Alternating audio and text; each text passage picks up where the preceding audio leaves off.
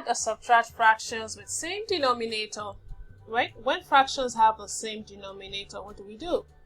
Examples: 4 divided by 6 plus 1 over 6. Now, this only tells us that we are picking out from the same pool, right? So we already have a common denominator. We don't have to look for 1. You took 4 out of 6 slices of bread. Your brother took, or your sister took, 1 out of the same 6 slices of bread. How many do you have altogether? 4 plus 1. So you have 5 out of 6. So when the denominator is the same, we only combine the numerator depending on the sign. 9 over 14 plus 3 over 14. Same denominator. So we write out our denominator since they're same, and then we combine the numerator. So what is 9 plus 3? 12. So 9 over 14 plus 3 over 14 is 12 over 14. Same goes with subtraction. They have the same denominator. So I have 9 out of 10, okay? And I'm giving out 3 out of 10, right? So now, what would I have left? I have 10. So that would be 9 minus 3. That is 6. 6 out of 10. Okay? So since the denominator is the same, we don't have to look for numerator. We just a common denominator, the LCM.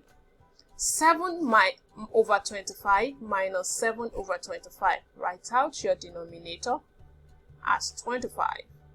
So we write out the denominator, 25.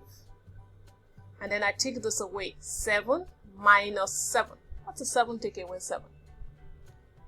0. So if you have 7 slices of bread out of a big bunch, a big loaf of bread, you have 7 out of it, and you give the entire 7 out, do you have anything left? No. So we have 0 out of 25. You have nothing left. So what is 0 divided by 25? 0 divided by anything is 0. So the answer will be 0. Last example. We'd have 8 over 15 plus 7 over 15. Again, our numerator, our denominator is the same, so we write that out. 15. And then we combine this. What is 8 plus 7? 8 plus 7 gives us 15. Oh, you have it all. 15 out of 15. Everything. That's 1. Okay?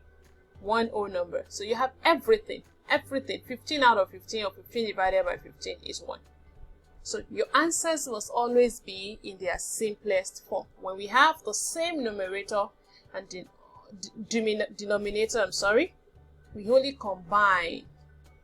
We combine the numerator depending on the sign, right? So you add or subtract. Take note of that sign, especially when you have more than 2 fractions. Sometimes you can have 2 or 3.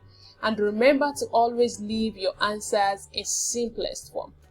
One more thing you should remember is that whatever you put your mind on, you can achieve it.